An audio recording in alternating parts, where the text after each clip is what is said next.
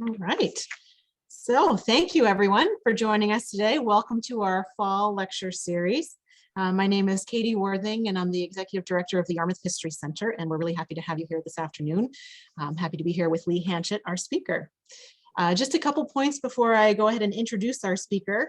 First off, we'd like to thank the Leon and Lisa Gorman Fund for their generous support of our lecture series. Thank you also to our members and other supporters and donors who are here today. Your support helps us put on programs like this, so thank you very much for that. To make sure we have the best sound quality for today's presentation, I'd ask to please make sure that you're on mute during the talk. We will have time for questions after the talk, but if something comes into your head while the talk is going on, you're welcome to type it into the chat box and I'll pose it to Lee at the end of the talk. One other note, we have had a lot of internet trouble here at the History Center today. I don't know if other folks in Yarmouth have suffered the same, but it might mean that I pop out of the room momentarily and someone else is assigned to be host, but fear not. Hopefully the internet outage will only last for a couple of minutes and I will be back in the room and host. So don't worry about it if it happens. Fingers crossed it doesn't. Now for today's speaker, we're pleased to welcome Lee Hanchett today. Lee is a retired engineer and entrepreneur who has a long-standing passion for history, research, and writing. He has now written at least, I believe, 13 books covering state, local, and family history. And his recent book, Connecting Maine's Capitals by Stagecoach, on which this talk is based, is available in our gift shop too. Welcome, Lee. Thanks so much for joining us. Thank you, Katie.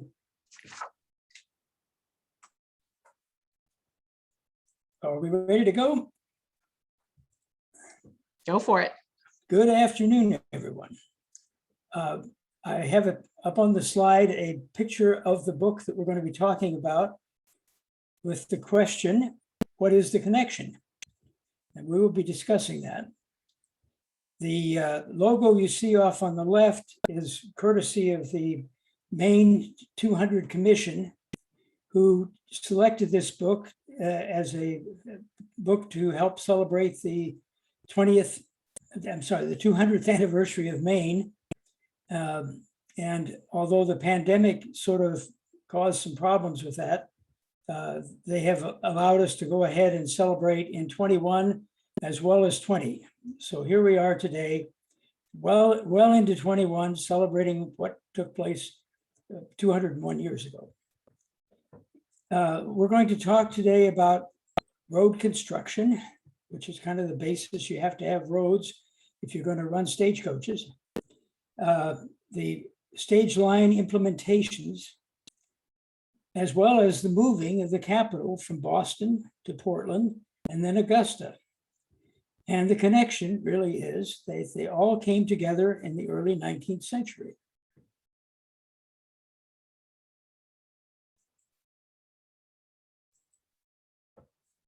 So let's connect the capitals.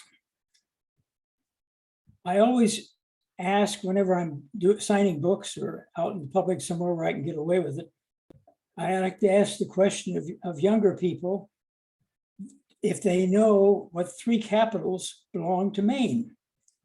And I would like to report that everybody knows, but unfortunately, most people don't know. A lot of them knew Augusta, of course, and some could guess that Boston was one, but very few knew that Portland was also a capital at one time. So on the slide, I have the duration of time when each of those cities played the part of being the capital for Maine. And Boston went back to 1692. And that's when Massachusetts literally just took over Maine. And of course, that lasted until 1820, when thanks to the Missouri Compromise, we were made a state unto ourselves. And then Portland was the capital between 1820 and 1832, and Augusta from 32 to the present. It was interesting, if you read the newspapers in that period, actually from about 1790 to 1820, there was always arguments for why Maine should be separated from Massachusetts. In Portland, we had two newspapers. Of course, whenever you have two newspapers in the city, each one has to take a side. So the Eastern Argus advocated separation. They said, well, we have sufficient population, we have sufficient means, we have sufficient talent, we have the funds necessary to separate, and there's many advantages to doing so. On the other hand, the Portland Gazette was against it. The Republicans were blamed for the separation fever. And they noted that the current growth and prosperity came from Massachusetts. Of course, Maine had nothing to do with it. And that Mainers were not smart enough or wealthy enough to run their own state. Well, the truth of the matter is, Boston was doing a very good job of skimming off the top of Maine's profits. Most everything was shipped through Boston. Fortunately today, maybe fortunately or unfortunately, today we only get one side of most stories because we only have one newspaper in Portland.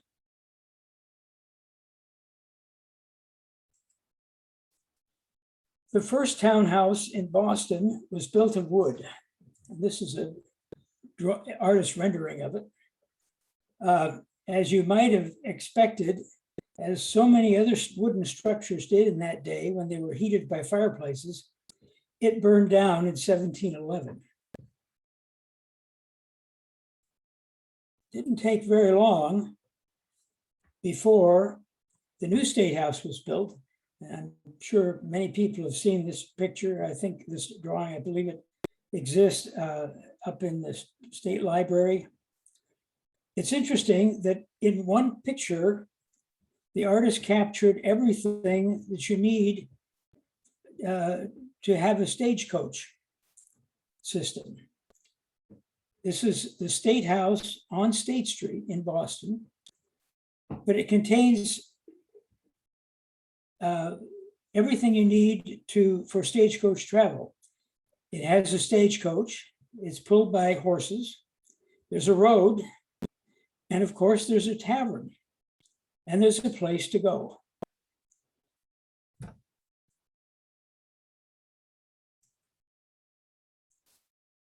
Massachusetts got busy in 1800 and rolled out the first of their roads. Toll roads were typically what were used in that day. Apparently the states didn't really think they had enough money to just offer roads up for free. So just as we have today, they had toll roads. They had the population and the wherewithal to build toll roads from Boston to about anywhere in the state. The Newburyport Turnpike was the first step toward connecting Boston to Maine and New Hampshire. It was completed in the fall of 1806. The next step after that was from Salisbury to Portsmouth and Kittery. At every river, there had to be a bridge or a ferry. The first was to cross the Merrimack and then Piscataqua, but later, that was not completed until later, about 1823. And of course, a ferry was used in its place in the meantime. Typically, transportation was done by sea, and it's very obvious you could travel from Boston to Portland or Augusta by sea and by river.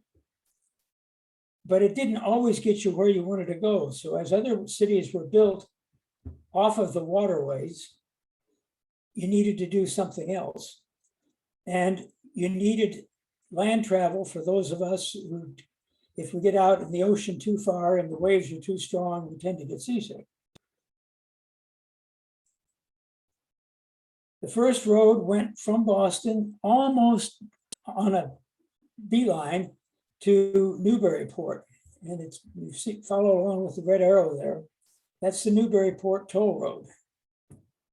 And it actually went straight over hills. I have a picture of it where it's going right up over the top of the hill and through valleys with very little consideration for, whether the horses were going to be able to make it or whether the passengers would get just as seasick riding on the road.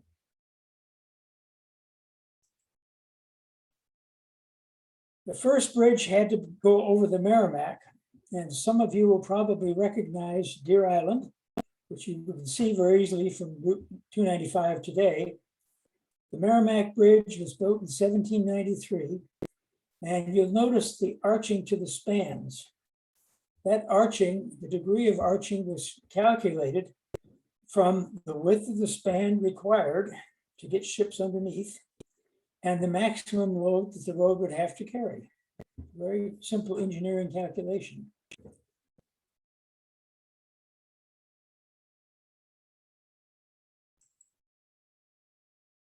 The second bridge that had to be built was across the river to Portsmouth, from Portsmouth to Kittery. And for that, they chose a pile bridge, and you can tell how many pilings there were in that bridge. I started to count them once and I got over 100 and I quit. But the spans here were short enough to carry the load. And you can see that they weren't, you couldn't take a very large sailboat up underneath them. That bridge was built originally in 1822. Since this is a picture of it, I suspect this was taken sometime in the 1800s later on, and it may have been modified a little bit by then. And you can actually see, it looks like telephone poles on top of it.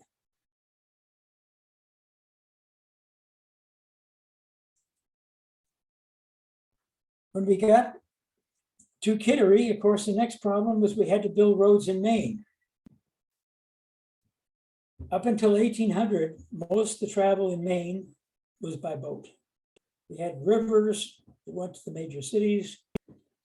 We had the ocean, wasn't such a bad deal. The King's Highway was the one exception, running near the coast, and it went all the way from Kittery to Portland, certainly, and to some degree on up to Wiscasset. The first planned Maine Turnpike was from Kittery to Portland and on to Augusta, just like we have now. The only problem was there was a real hang-up when they tried to get across the water to Portland. Somebody else had already spoken for the bridge, and as a result, these folks gave up pretty easily, and there was never a shovel turned in the construction of the toll road, even though it had been approved. There was, however, a 1.5 mile long Cumberland Turnpike that was situated about where Payne Road is now. The real Maine Turnpike didn't get underway until 1947, so it was almost 150 years between the first concept and the actual building of the Maine Turnpike. Of course, when we had the roads, the next trip was to get the stage lines. Well before the road, there was a gentleman by the name of Bartholomew Stavers. And he had the Portsmouth flying stagecoach. And he only went as far as, from Boston, only as far as to Portsmouth. And it was interesting because his brother then had a tavern, which we'll talk about later. Bartholomew's mantra was steady adherence to government and oppose the lawless conduct of the Americans. So you can tell he was a real Tory, and he had very little use for anybody that was against the British. So as you might imagine, he ended up in England during the Civil War, during the Revolutionary War. He didn't last very long. But his nephew, William Stavers, and Josiah Payne kept the stages running, and by 1800 offered a daily trip from Boston to Portland. It took 2 days to travel, but now we do in 2 hours, it takes 2 days. Payne owned a tavern in Portland and showed today's entrepreneurs a good business model. While your passengers are captive on your stage, take them to your own tavern for maximum return on your investment. After that, Benjamin Hale and his father Jacob started a stage line which merged in 1818 with other small lines to form the Eastern Stage Company. The Eastern Stage Company became the predominant stage line between Boston and Portland.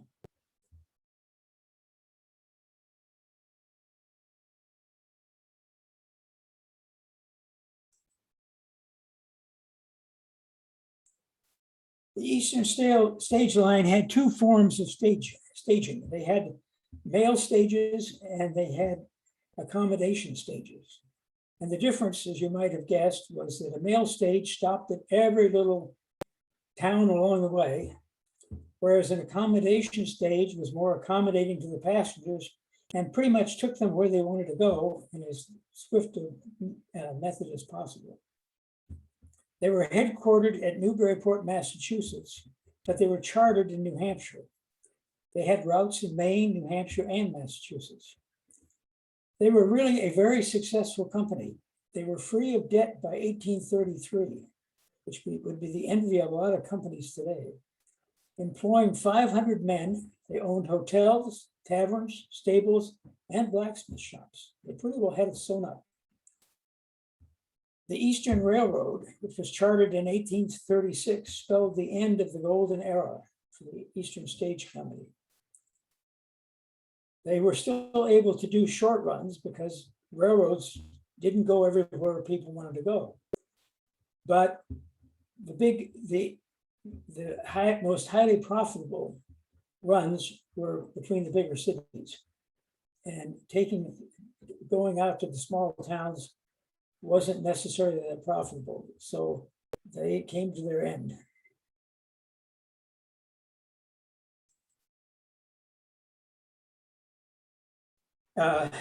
Taverns were very prevalent. The main reason you need a tavern would be to provide rest and drink and food for your passengers, but you'd also need them for changing horses. Frequently, they were located next to a church. And we're not sure whether the church members wanted to keep an eye on the activities at the tavern, or if the church goers needed a place to catch a hot grog after hours of sermons in a cold, damp church. Actually, both arguments were used, and I suppose both took place. The taverns were positioned strategically where horses had to be changed, which is every 12 miles on the average. And travelers offered a short rest. I suppose after 12 miles of stagecoach riding, you probably would need a tavern, or at least a place to have a rest. If we start back in Boston, this was the Bunch of Grapes Tavern, and it was the starting point for most of the stage lines running north out of Boston.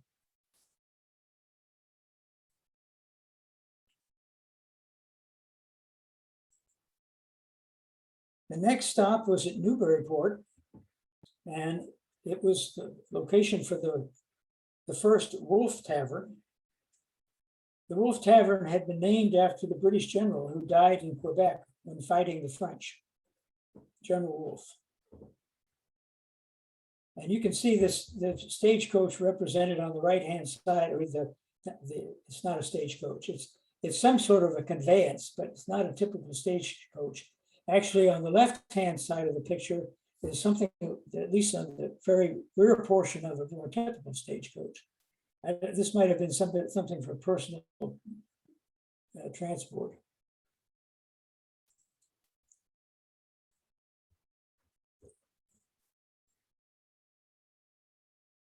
This was the Earl of Halifax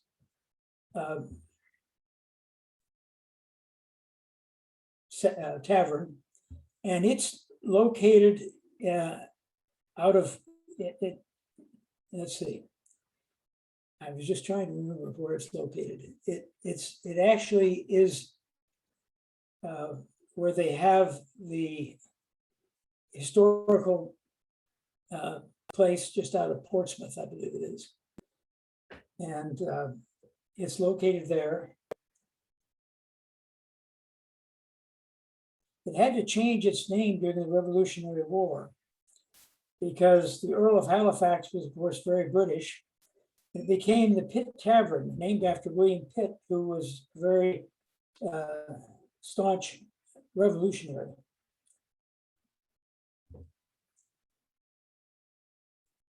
The owner, Mr. Stavers, had problems with the local patriots.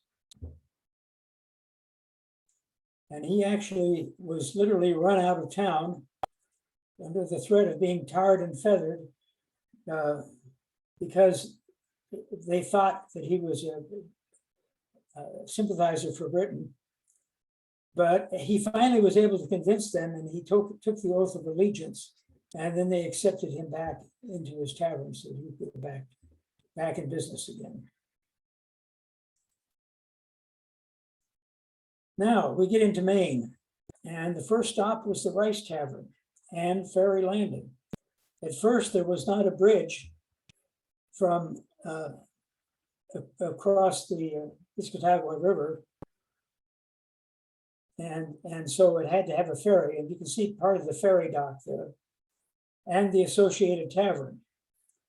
So although these people didn't run stagecoaches, they did run the ferry boat for a while from Portsmouth to Kimberley. Very convenient. As soon as the people landed, they were ushered right into the tavern.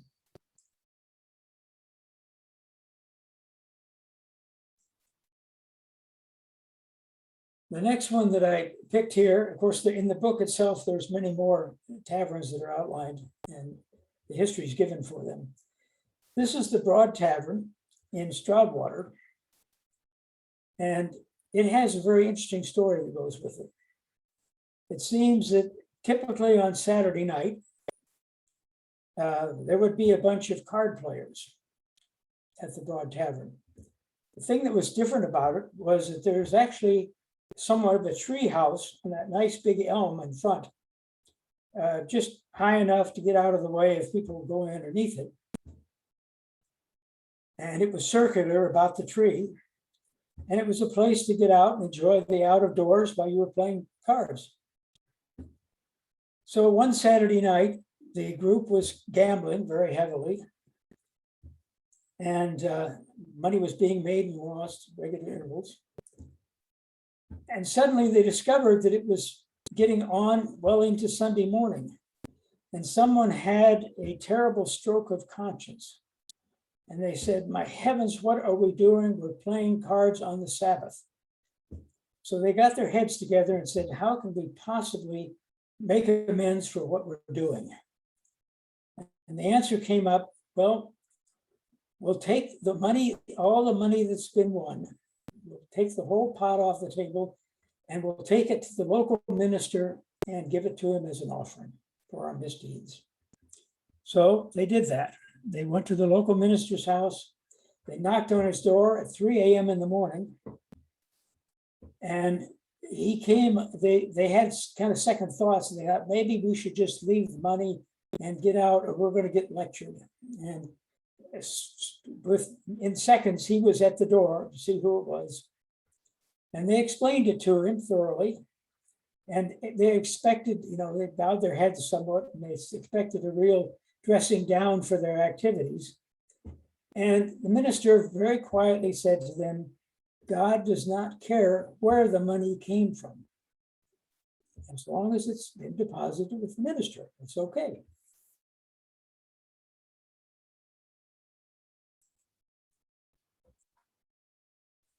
The next stop was the Elm House in Portland, Maine, and this is what's on the cover of the book. It was at the corner of Temple and Federal Streets, and it was built by Mr. Hale and Mr. Waterhouse for their stage business. And we're going to have more about that in just a couple minutes here. But you can see it was a pretty extensive structure, and it was built around a house that was right on the corner, with the additions being added on in both directions down the two streets.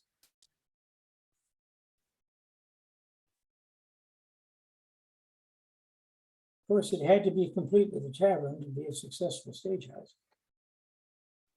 Now, getting back for just a moment about Maine's second capital, this is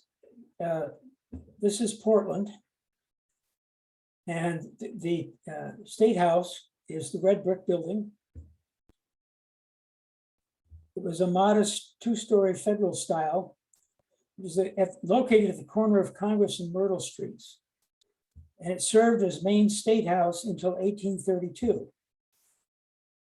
By then, the rest of the state of Maine, the representatives, had pretty well convinced the group that the State House should not be located in Portland.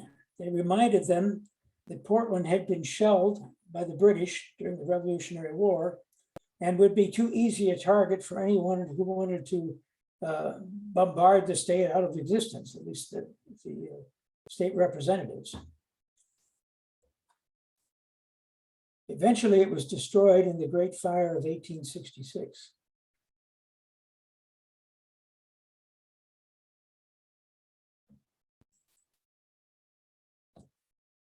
Well, where should the capital be located?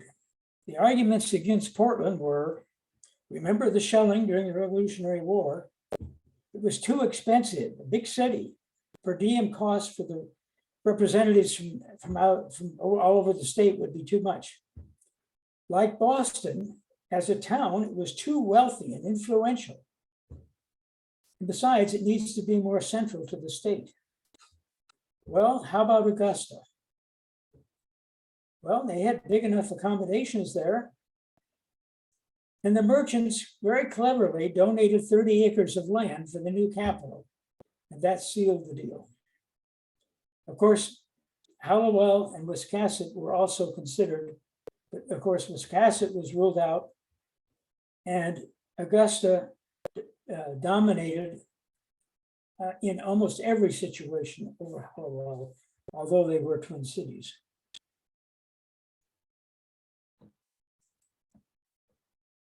So now we have the Maine permanent capital in Augusta.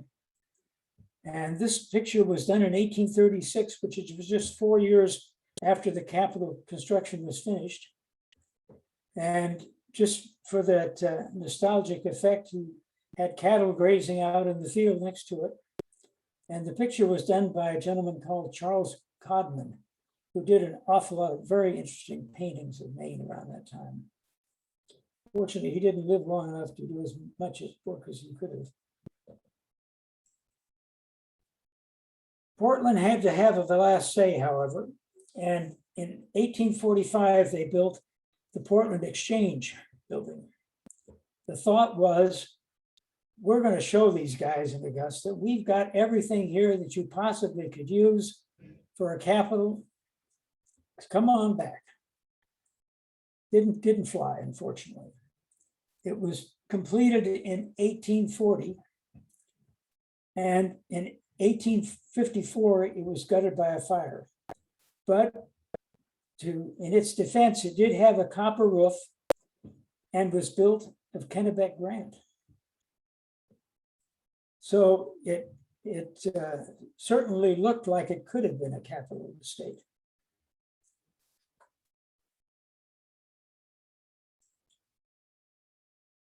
From Portland, we had to build the roads on to Augusta. First step was to get to Brunswick. So we had to go from Portland to Falmouth, to North Yarmouth, to Freeport, and on to Brunswick. There were 3 different ways to get out of Portland. The earliest was down the neck. Of course, Portland being built on a neck, if you didn't go across water, you pretty much had to stay on the neck. The second was to cross the bridge over Back Cove. That bridge was known as Tukey's Bridge. The third way was to cross the mouth of the Presumpscot at Martin's Point. And of course, they kept shortening and improving the route, as highways always do. They always get shorter and they always get better, and more mountains go down and more alleys get filled. The bridge crossed the Back Bay in 1796, the Presumpscot River in 1762. That was the first one, because that was needed for other reasons, and the Royal River before 1800. On the other end of the line, there were 3 turnpikes that led into Augusta. The first was the last to be built, but Governor King's Turnpike, which are the stars down in the lower center of the picture, was built in 1805. Wiscasset to Woolwich was built in wait a minute here. Yeah, was built in 1803, and then Wiscasset to Augusta was also finished the same year. So we had 3 sections of turnpikes, of toll roads. And there's a little explanation there of where the word turnpike comes from. I don't know, for the first 70 years of my life, I didn't have a clue as to what the word turnpike came from. And when I finally read this, it's made a lot of sense, because there was an old weapon called a pike. And if you put that on a pivot, it could make a gate. You could keep people out with gate. And that's where the turnpike came from. They would turn the pike to let people onto the road. So in spite of the fact that we couldn't get any significant turnpikes built in the south part of Maine, up in the Augusta area and in the coast, we did come up with 3.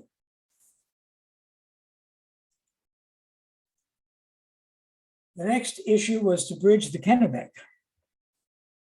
It was originally built to connect Augusta and Hallowell to northern Maine, but it became very important in connecting Wiscasset to Augusta, because Augusta is on the west side of the Kennebec and Wiscasset is on the east side.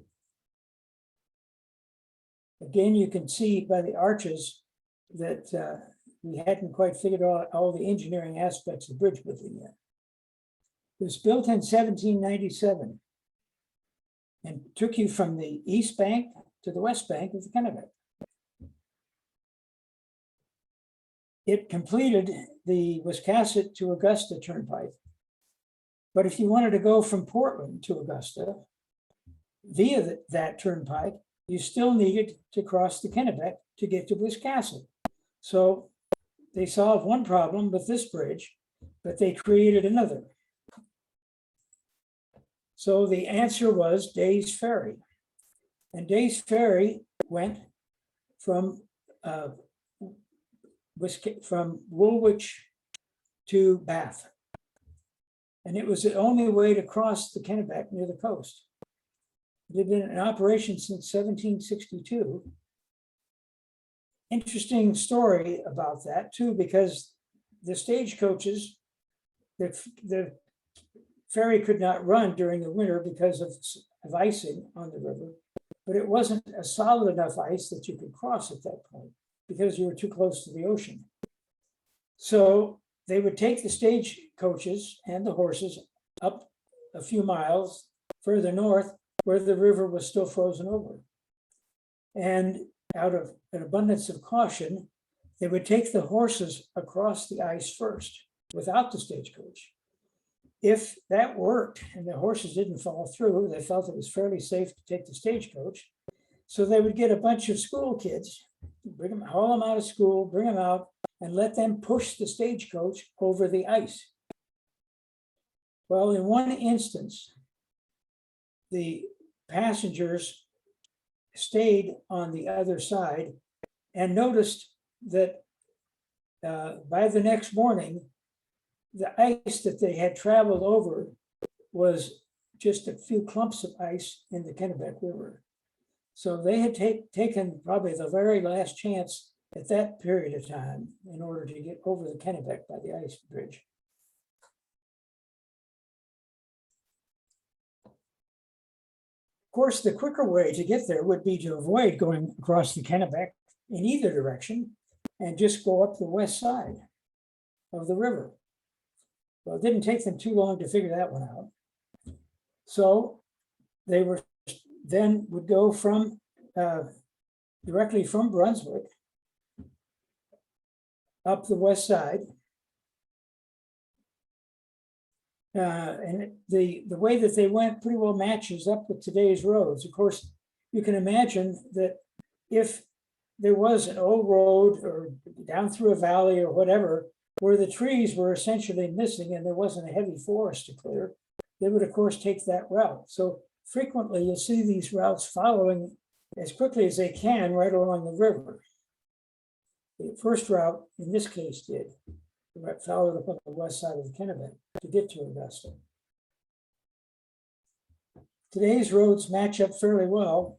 State Route 27 follows along the Wiscasset to Augusta Stage Road on the east side. State Route 24 is similar to the earliest route from Brunswick to Augusta, while US Route 201 follows the newer route between those two cities. Of course, if you had a road that had most of the trees cleared, you would opt to take that when you were building a better road. So now we have the roads. We have to build the stage lines. We have to start the stage lines. The first one to try that was a gentleman by the name of Caleb Graffam in 1793. And he went from Portland to Wiscasset to Hallowell. And it was fairly amazing because he didn't even have a stagecoach at that time.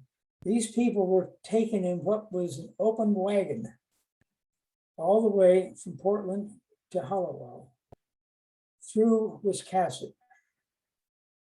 Pretty brave.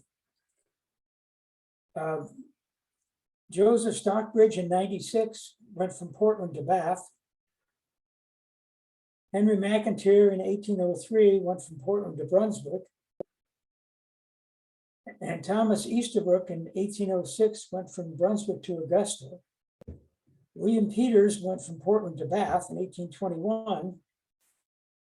And Russell Stoddard, Samuel Hale, and Israel Waterhouse, 1822, of the Maine Stage Corporation, 1823. They went from Portland to Bath and Brunswick to Augusta. They were all clever Yankee businessmen.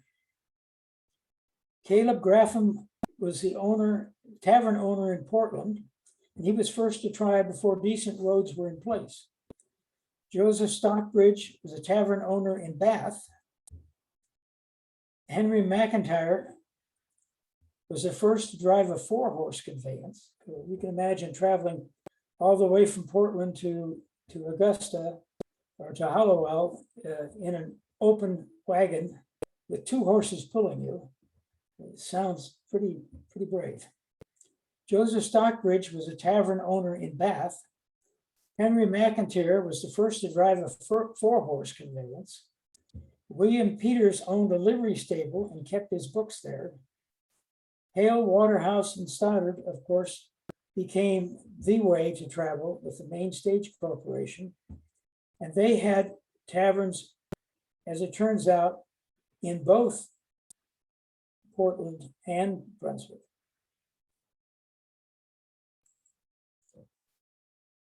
This is a typical advertisement for what they called then the Portland and Augusta stage line in 1822. And it's kind of interesting, the route that it took. They left Portland every day at 6 in the morning.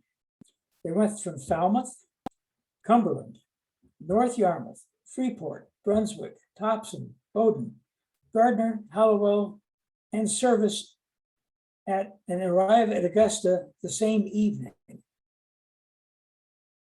So this was typically about a 12-hour ride, which takes us 2 hours today, I think, maybe less. And then they would turn around the same stage, leaving at 4 o'clock in the morning and arriving in Portland that next evening. And the stage, to be a stagecoach owner, you had to be an exemplary citizen. You had to be approved by the councilman. And they advertised that they had good horses, good carriages, careful drivers, and that they hoped to receive a share of public patronage. They didn't look for all the business, but they wanted to at least get a piece of it.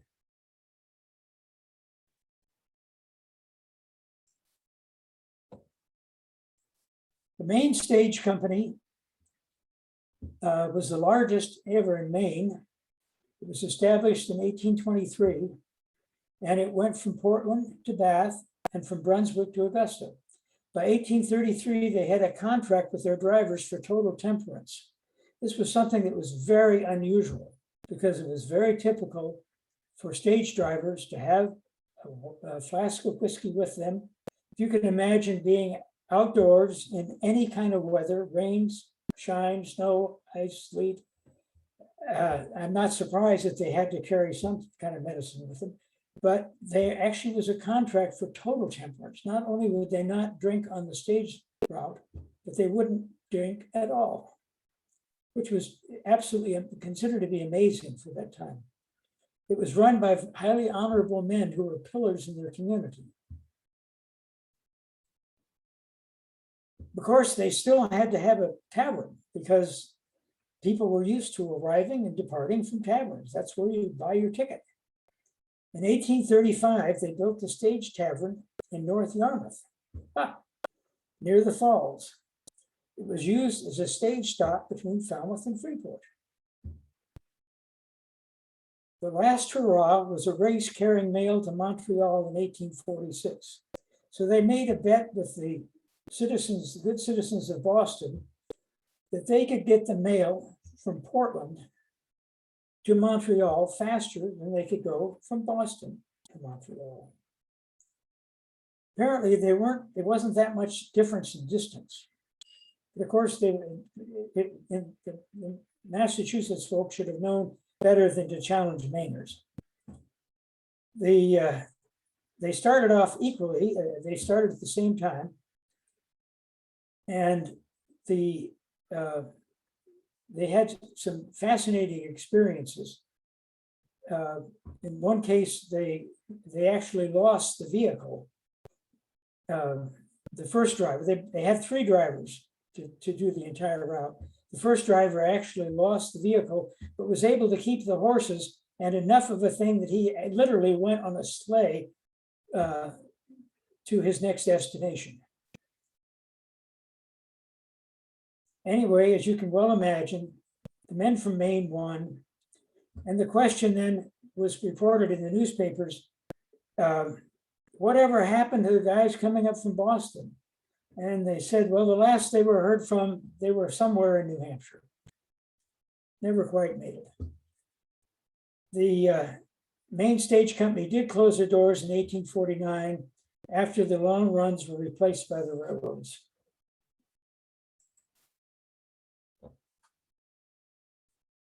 The stage taverns along the river routes were kind of interesting. That's actually along the Kennebec. Stages needed to stop for horse changing and passenger relief about every 12 miles. And that depended on the weather and the terrain. Between Wiscasset and Augusta, they needed one stop at Dresden Mills. Bath or Brunswick to Augusta, which was the early route, required two stops, Bodenham and near Gardner. Bath or Brunswick to Augusta, the later route, required two stops, Bodenham and Richmond. There were many taverns, but only a few were stage stops. Tavern owners even had to be upstanding men in their communities because they had to be licensed. Not unusual to find a tavern near a church. And we made an interesting discovery. I don't know if any of you have ever seen this, but this is the Bachelor Tavern in Litchfield, still existing. This picture was taken a couple of years ago.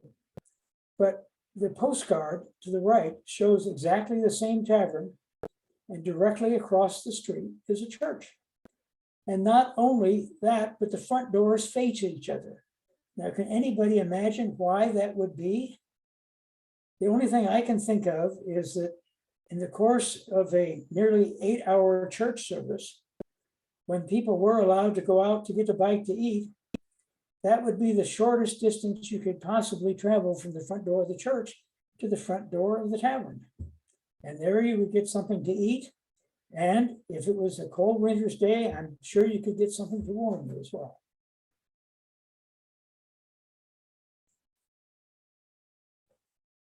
If you were stopping in Bath, The Bath Hotel was opened in 1806. It was the principal stage house in Bath. Captain John Ring located it at a spot that everybody said, well, you're way out of the center of town. It turned out he knew what he was doing because the town of Bath grew in his direction and he became this new center of town. He also became the reservation center for both stage and steamboat travel, because Bath being on that intersection of the ocean and the Kennebec River, and also being the turning point to head north to Augusta, was a perfect spot.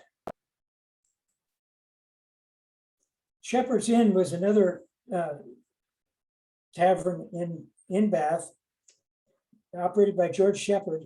And the room, as you see it there, is a fairly recent picture because the entire front lobby was taken down to the Boston Museum of Fine Arts and is installed in a room in that building.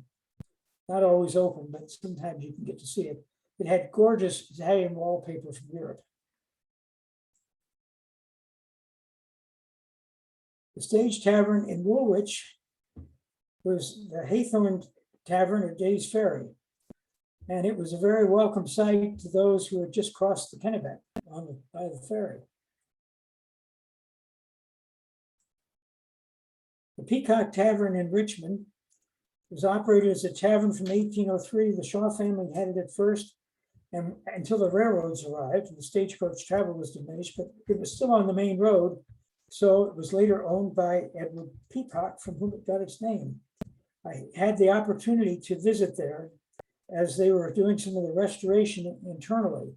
And it was amazing to see with what precision the hand-hewn beams were cut that were used to construct this in 1800.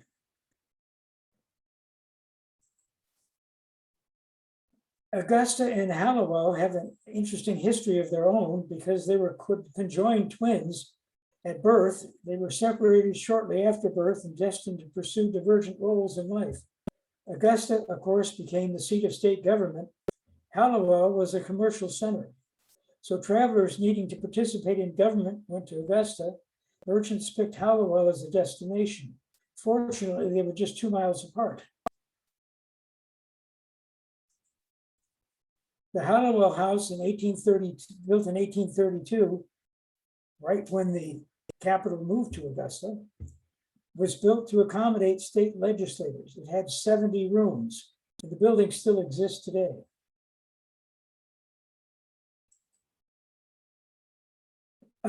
Interesting advertisement in 1858 for the Kennebec, for the Augusta House and for the Kennebec House, both existing in Augusta and being competitors, but they ended up on the same page adjacent in the advertisement. And below the Kennebec House, there's an advertisement that the Augusta, in opposition to the Augusta House, they had a larger livery stable at the Kennebec House, so they had to advertise that too. They were very strong competitors. Winter traveling in Maine. In one interesting story, and by the way, one of the things that are done in the book is that we have an awful lot of good local stories, local history that happened. Winter traveling in Maine was quite a challenge, as you can imagine, by stagecoach. In one case, some young men were traveling, trying to get back home to the Kennebec Valley, and they found that the roads were okay from Brunswick. They'd come up from Portland. It was fine on the coast, Portland to Brunswick. Brunswick to Thompson was okay because the roads had been cleared off. But they got stuck in Richmond in drifts high as the coach.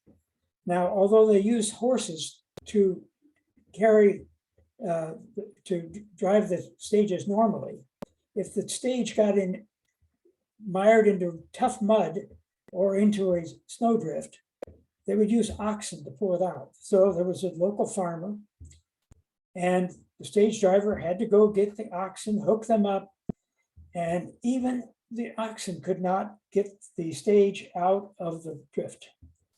Fortunately, the passengers were able to see through the night a dim light and they hoped that they would represent some neighbor close to the road.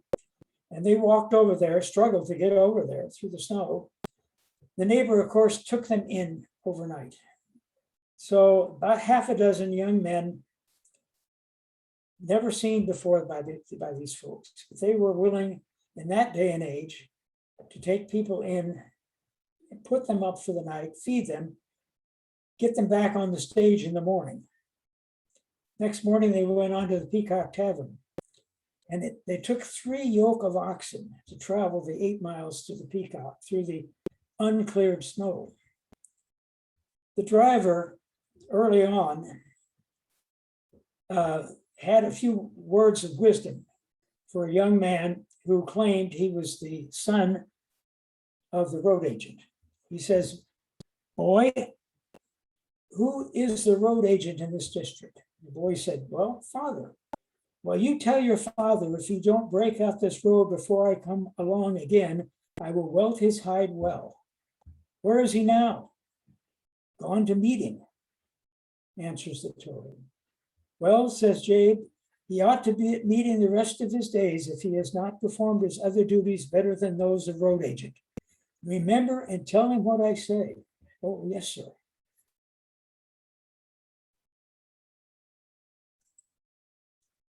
Another story, Daniel Coney, who was a resident of Augusta, had been in Boston, and he related his experiences as a daring young adventurer. He started out intending to return to Augusta by ship all the way, but a nor'easter chased his boat into Portland, and he stayed overnight at the Elm House, which we've seen a picture of before, in Portland.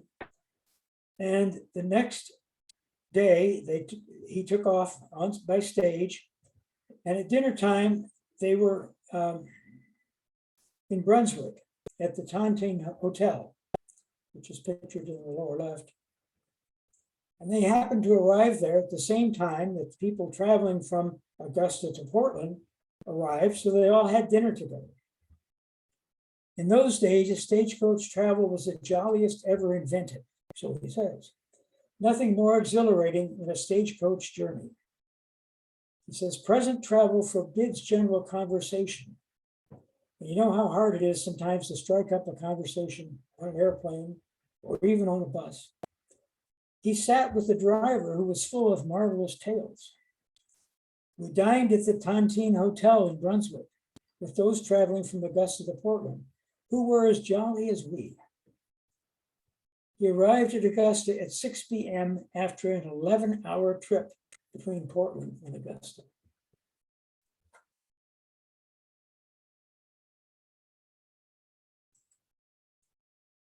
There were several dangers on the road. First was the bridges, and an interesting story about Lambert's Bridge in Portland, actually in Falmouth. There was a center divider because it was a two-way bridge. People could be going on both sides simultaneously. Well, coming down off of Blackstrap Mountain at a good pace, when the lead horses arrived at the bridge, as you might have guessed, the left lead horse decided to go to the left, and the right lead horse decided to go to the right. And that did not have a very good result. I think only one horse was injured, but the whole pileup was quite a mess. Another interesting situation is the driver would occasionally have to stop to deliver a package or something in a town. And he would, of course, leave the driver's seat unattended. Well, maybe he had set the brake and maybe he had not. But if the team was startled by something, they might run off. That did happen on several occasions. And then somebody would have to get on horseback to chase them down, or you'd have to wait until they wore themselves out, or some really ambitious passenger would have to climb up onto the driver's seat and take over. Another problem was with fire. You can't imagine a stagecoach catching fire But in the wintertime, there had to be foot warmers for the ladies. And with the straw that was normally on the floor to keep their feet warm, it was a real fire risk, and it happened on several occasions too. Getting a stagecoach upset. Well, the center of gravity on a stagecoach is pretty high. And getting back on a road after passing another stagecoach or a person on horseback or carriage, you would be confronted with the fact that the road might not have a real easy way to get back on. And sometimes the stage would get upset. A good case of that was a legislator traveling to Augusta from southern Maine, was involved with a stage that upset. And unfortunately, he was a very slight man. He was sitting next to two very large fellows who both ended up on top of him. And he wrote a letter back to his wife telling his experiences. And he said that I wasn't damaged too badly, but it did take me a little while before I stopped seeing stars. Weather was another problem. Lightning strikes, as you can imagine, would spur horses on, would startle them.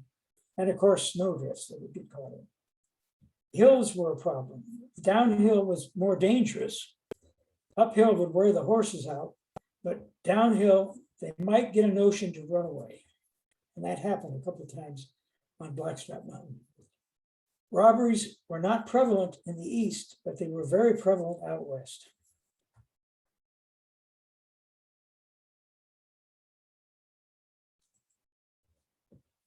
Measures were taken to improve safety. The technology was changed. Somebody thought, why not put an inside brake so the passengers can put the brake on if need be. For instance, on occasion, the driver would fall off the driver's seat, which would really create a mess, because here the horses are going merrily their own way, and they don't care if there's a driver up there or not. So they would end up, the passenger would end up having to put the brake on for the driver if he wasn't present. And of course, the legislature got into the game too. They had suggested 3 steps. First was company regulation for drivers. The second was, and actually the drivers had to be approved by a town selectman. The second was control of the number of passengers. Well, I have a little picture from out west about how many passengers you can actually put on a stagecoach. So they had been known to carry up to 20 passengers on a stagecoach, with 8 to 10 inside and 8 to 10 on the outside, and 2 on the driver's seat. Well, eventually they made rules that nobody could sit on top, and 1 person could sit with the driver on his seat. And the third thing was, if they would be a little more humane to the horses they discovered would behave much better in a crisis situation if the driver had regularly treated them nicely and normally treated them nicely.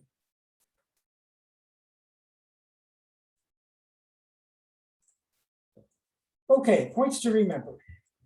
Stagecoach travel in Maine began in earnest around 1820. There were attempts before that, but it didn't really get serious until 1820. Maine became a state the same year. So that's the connection. Under the advent of the train, travel by stagecoach was, until the advent of the train, travel by stagecoach was the only public transportation on land. If the opportunity occurs, don't pass up the chance to take a ride on a stagecoach. You will gain great admiration for our ancestors and their forbearance. Thank you very much. All right, thanks so much, Lee. Any questions from the audience? Yeah, I see Bill's hand. Oh, we've got to unmute, Bill. You say don't pass up the chance to ride a stagecoach. Are there any opportunities in northern New England that you can tell us about? On occasion there are, and I'm trying to remember where they are. I know the one of the stagecoaches from Maine is in New Hampshire now. And I don't know, I think on occasion it's used here, but the fun part is go out west, go to places like Tucson and some of the other ghost towns in California, and you can ride a stagecoach. I had the opportunity to do that once, and it is a very interesting thing, especially over a rough road. Okay. I'll continue if nobody else is up. Go for it. How did the routes develop? Was it a matter of roads coming out from the established towns and joining? And then when they looked to established routes, they looked to see what was closest to the direct path that they wanted and then try to improve that? Well, many of the roads started as either wildlife trails or Indian trails. And they kind of developed from there. And as you can imagine, there really weren't any significant roads in Maine other than the King's Highway for a long, long time. And that was really just a two-rut road. So to develop a road that was significant, usually you had to have a destination, and most frequently, I think it was built from one end to the other, rather than both ends trying to meet in the middle.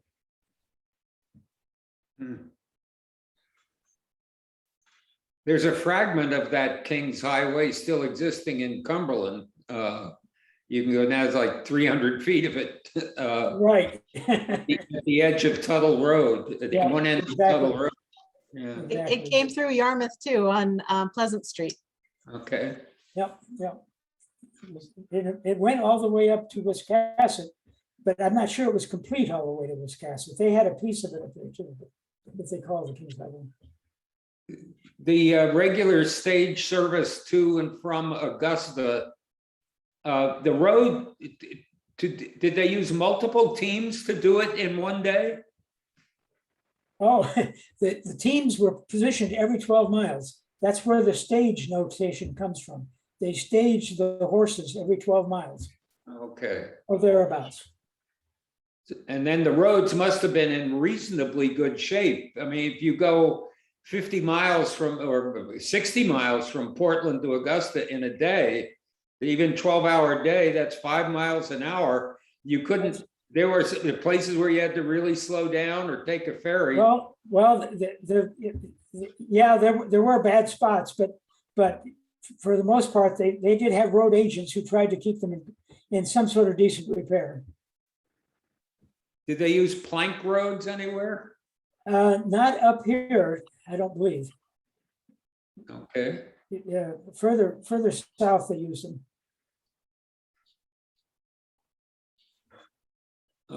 When you cross, if you use a ferry going across a river, do you take the team and coach, or do you take the team, take the coach? It depended. Sometimes they could handle both. And some stages, I think the day's ferry was big enough to handle the whole rig. Okay.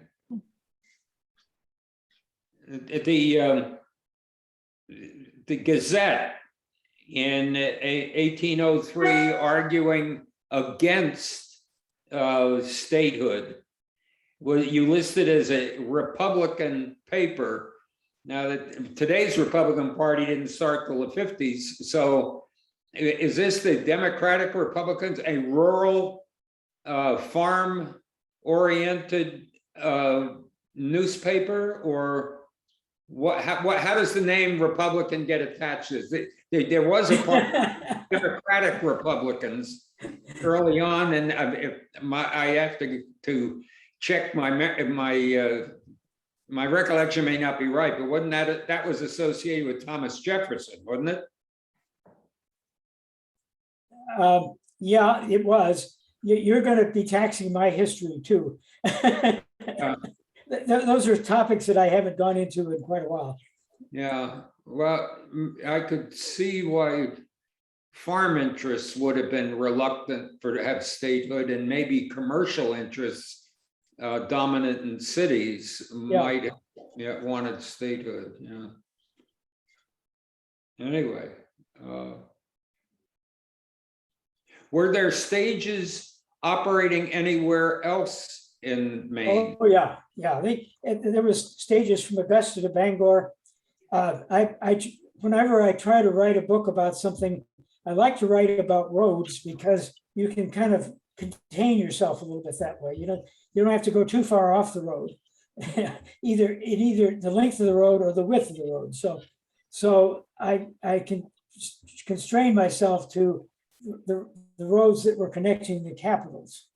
But the stage lines went all the way up, certainly to Bangor, and even beyond. And there were stages that went to the western portion of the state as well. But, That's another book, though, or two, maybe. well, it's fascinating trying to reimagine how population grew. You can understand finding a clearing in the wilderness and expanding it into a farm, and then neighbors, and then trying to get to an adjacent community, and then how do you get to the big city? And Yeah, that's yeah. about how it went. You're exactly right.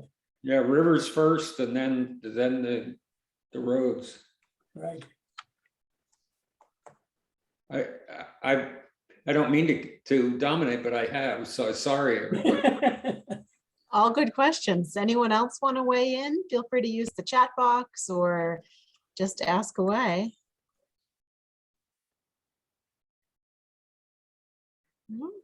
You have multiple books. What are your other topics? Well, I did concerning Maine. Well, my other topics, I started out west. So I did 6 books on Arizona, 1 on Montana, and now I've got 3 done on Maine. I have 1 done on the history of Martins Point, and then I just brought out another book on Mainers that went out west. Okay. And And we'll have that at the shop soon too. okay. That was the next question.